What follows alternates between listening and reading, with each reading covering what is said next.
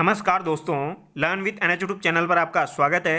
इस वीडियो के अंदर हम राजस्थान के सभी प्रतीक चिन्हों को 5 से 10 मिनट में याद करेंगे दोस्तों। ठीक है, जिन भी विद्यार्थियों ने प्रतीक चिन्ह को अच्छे से पढ़ा हुआ है वो 5 से 10 मिनट में अपना रिवीजन कर ले, और जो विद्यार्थी चैनल पर नए हैं वो चैनल को सब्सक्राइब कर ले और वीडियो को लाइक कर ले। ठीक है, यहाँ पर जो भी फैक्ट्स हम डिस्कस करेंगे दोस्तों वो लगभग सभी एग्जाम में पूछे जा चुके हैं। तो सबसे पहले हम शुरू करते हैं, राजस्थान का राज्य वृक्ष किसे कहते हैं? तो राजस्थान का राज्य वृक्ष खेजड़ी को कहा जाता है। इसे राज्य वृक्ष कब बनाया गया था? तो 31 अक्टूबर 1983 को बनाया गया था। यह आपको ध्यान रखना है, ठीक है, जो कि इंपॉर्टेंट है, बार बार एग्जाम में पूछा जाता है। खेजड़ी का जो वैज्ञानिक नाम है दोस्तों वो है प्रोसोपिस सिनेरेरिया। क्या है? Prosopis cineraria. यह आपको ध्यान रखना है, यह भी एग्जाम में पूछा जाता है। राजस्थान का जो गौरव है वो खेजड़ी को कहा जाता है, और थार का कल्पवृक्ष भी खेजड़ी को कहा जाता है। यह भी आपको ध्यान रखना है, ठीक है। खेजड़ी पत्तियों के चारों को लूम कहा जाता है, और जो इसकी फली होती है दोस्तों उसे सांगरी कहा जाता है। खेजड़ी वृक्ष की पूजा कब की जाती है? तो दोस्तों खेजड़ी वृक्ष की पूजा विजयदशमी दशहरे को की जाती है। ये इंपॉर्टेंट पॉइंट है, ये बार बार एग्जाम में पूछा जाता है, ठीक है। विष्णुई संप्रदाय का ये पवित्र वृक्ष है। इसके अलावा खेजड़ी दिवस कब मनाया जाता है? तो दोस्तों खेजड़ी दिवस जो है वो 12 सितंबर को मनाया जाता है, ठीक है। और कब से मनाया जा रहा है? तो ये 1978 से, यानी कि 1978 से ये रेगुलर मनाया जा रहा है। ये आपको ध्यान रखना है, ये काफ़ी बार एग्जाम में पूछा जाता है और इंपॉर्टेंट है, ठीक है। 12 सितंबर तो सबको ध्यान रहता है, 1978 भी आपको ध्यान रखना है, ठीक है। भारतीय धर्म ग्रंथों में से समी कहा जाता है, स्थानीय भाषा में से जांटी कहते हैं, और राजस्थानी भाषा में से सिमलो कहा जाता है, ठीक है। यह भी इसके उपनाम है, यानी कि समी, जांटी और सिमलो, ठीक है। इसके अलावा पश्चिमी राजस्थान में खेजड़ी वृक्ष के नीचे गोगा जी का स्थान स्थापित किया जाता है। यह आपको ध्यान रखना है। यहाँ पर दोनों तरीके से क्वेश्चन पूछा जाता है। गोगा जी का स्थान कौन से वृक्ष के नीचे स्थापित किया जाता है? तो खेजड़ी वृक्ष हो जाएगा। या फिर ऐसे भी पूछा जा सकता है, खेजड़ी वृक्ष के नीचे किसका स्थान स्थापित किया जाता है? तो गोगा जी का हो जाएगा, ठीक है। इसीलिए कहा जाता है जहाँ जहाँ खेजड़ी वहाँ वहाँ गोगा जी, ठीक है। जहाँ जहाँ खेजड़ी वहाँ वहाँ गोगा जी। नेक्स्ट पॉइंट है दोस्तों, 5 जून 1988 को विश्व पर्यावरण दिवस के अवसर पर खेजड़ी वृक्ष पर 60 पैसे का डाक टिकट जारी किया गया। तो दोस्तों खेजड़ी पर डाक टिकट कब जारी किया गया? तो 1988 में किया गया। ये इंपॉर्टेंट पॉइंट है, ध्यान रखना है। पर्यावरण दिवस के दिन किया गया। कितने का? 60 पैसे का। नेक्स्ट पॉइंट है, राजस्थान में खेजड़ी के 1000 वर्ष पुराने 2 वृक्ष बांग्लियावास अजमेर में हैं। ये आपको ध्यान रखना है, ठीक है। ये भी एग्जाम में पूछे गए हैं सारे पॉइंट जो मैं आपको बता रहा हूँ। इसके अलावा सेलेस्ट्रेना ग्लाइकोट्रोमा नामक कीड़े खेजड़ी वृक्ष को नुकसान पहुंचाते हैं, ठीक है। ऑपरेशन खेजड़ा की शुरुआत कब हुई थी?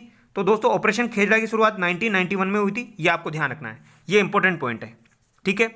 इसके अलावा एक और पॉइंट आपको ध्यान रखना है, सन 1730 में जब चिपको आंदोलन हुआ था तो वो किसके नेतृत्व में हुआ था?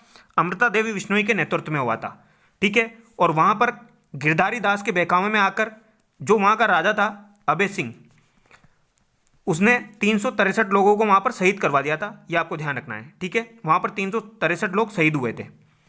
नेक्स्ट पॉइंट हम देखेंगे दोस्तों, राजस्थान का राज्य पुष्प कौन सा है? तो रोएडा है। ये आपको ध्यान रखना है। इसे कब घोषित किया गया? तो इसे भी सेम 31 अक्टूबर 1983 को घोषित किया गया।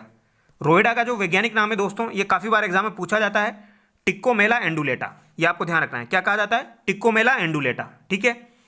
रेगिस्तान का सागवान रोहिड़ा को कहा जाता है। मरुशोभा, मारवाड़ टीक, ये भी रोहिड़ा को कहा जाता है, ठीक है। इसमें आपको क्या ध्यान रखना है? सबसे मेन, रेगिस्तान का सागवान रोहिड़ा को कहा जाता है, ठीक है। यह मुख्यतः राजस्थान के पश्चिमी भाग में पाया जाता है, और रोहिड़ा के फूल मार्च अप्रैल में खिलते हैं, ठीक है।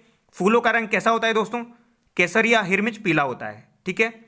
नेक्स्ट पॉइंट है, जरविल नामक रेगिस्तानी चूहा रोहिड़ा को नुकसान पहुंचाता है। यह एक बार एग्जाम में पूछा गया है, ठीक है। जरविल नामक रेगिस्तानी चूहा, यह आपको ध्यान रखना है, ठीक है। जरविल नामक रेगिस्तानी चूहा। नेक्स्ट हम देखेंगे दोस्तों, राजस्थान का राजकीय पशु। तो दोस्तों राजस्थान में राजकीय पशु 2 हैं। वन्यजीव की श्रेणी में चिंकारा है। यह आपको ध्यान रखना है। वन्यजीव की श्रेणी में कौन है? चिंकारा। इसे राजकीय पशु का दर्जा कब मिला? तो 1981 में दिया गया। यह आपको ध्यान रखना है।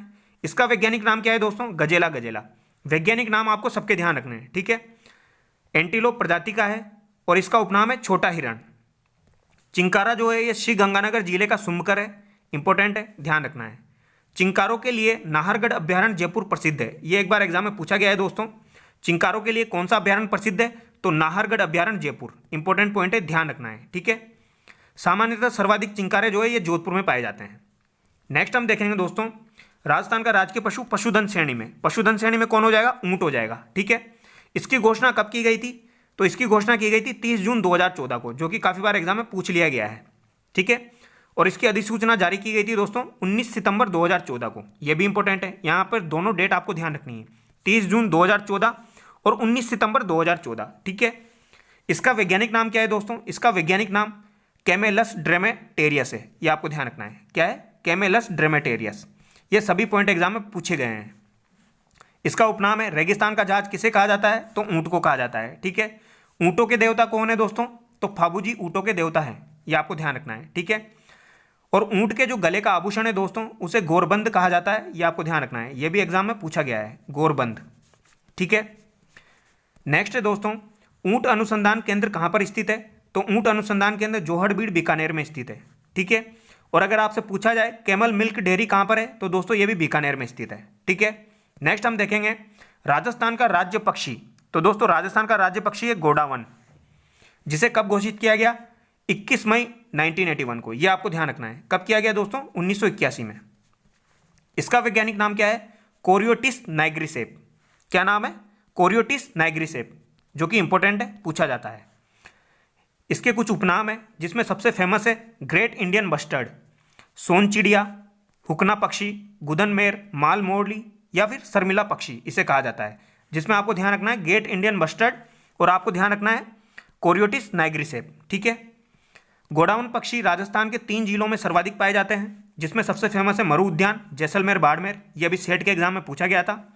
एक है आपका सोरसन बारा और एक है आपका सोकलिया अजमेर। ठीक है, इसका जो प्रजनन काल है दोस्तों वह अक्टूबर से नवंबर है, यह आपको ध्यान रखना है। नेक्स्ट हम देखेंगे राजस्थान का राज्य खेल कौन सा है? तो राजस्थान का राज्य खेल है बास्केटबॉल, यह आपको ध्यान रखना है। और इसे राज्य खेल का दर्जा कब दिया गया? 1948 में दिया गया।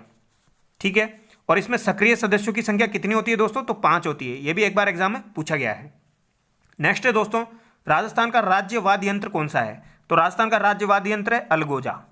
ठीक है, बांसुरी के समान होता है, तो ये आपको ध्यान रखना है। और इसके प्रसिद्ध कलाकार जो हैं वो है रामनाथ चौधरी, जो कि पदमपुरा गांव से संबंधित है। रामनाथ चौधरी के द्वारा अलगोजा को नाक से बजाया गया था, ये आपको ध्यान रखना है। ठीक है, और ये बांसुरी के समान होता है।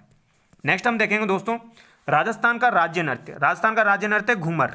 ठीक है, जिसे राजस्थान की आत्मा भी कहा जाता है, सवाई नृत्य कहा जाता है, सभी नृत्यों का सिरमौर कहा जाता है और मारवाड़ का लूर भी कहा जाता है। ठीक है, ये आपको ध्यान रखना है। राजस्थान की आत्मा घूमर नृत्य को कहा जाता है। इसे मांगलिक अवसरों, गणगौर, तीज आदि पर महिलाओं द्वारा किया जाता है। घुम नृत्य के दौरान लहंगे का घेर जो होता है वो घुम कहलाता है। ठीक है, ये आपको ध्यान रखना है। नेक्स्ट है इस नृत्य में अष्टताल कहरवा बजाया जाता है, इसीलिए इसे सवाई कहते हैं। ये भी आपको ध्यान रखना है। अष्टताल कहरवा बजाया जाता है, इसीलिए इसे सवाई कहा जाता है। ठीक है, और इसमें 8 चरण होते हैं, इसलिए भी इसे सवाई कहते हैं। राजस्थान में 3 स्वरूपों में किया जाता है, लूर, घूमर और झुमरियो। ये आपको ध्यान रखना है। झुमरियो जो है ये बालिकाओं द्वारा किया जाता है। और सबसे इंपॉर्टेंट, इसमें जो मुख्य वाद्य यंत्र यूज में लिए जाते हैं वो हैं ढोल, शहनाई और कहरवा। ये आपको ध्यान रखना है, क्योंकि एक बार एग्जाम में पूछा गया था, तीनों ऑप्शन दिए गए थे और पूछा गया था घूमर नृत्य में कौन सा वाद्य यंत्र यूज में नहीं लिया जाता है। तो यहाँ पर ध्यान रखना है आपको ढोल, शहनाई और कहरवा। नेक्स्ट हम देखेंगे दोस्तों राज्य शास्त्रीय नृत्य जो है राजस्थान का वो है कथक।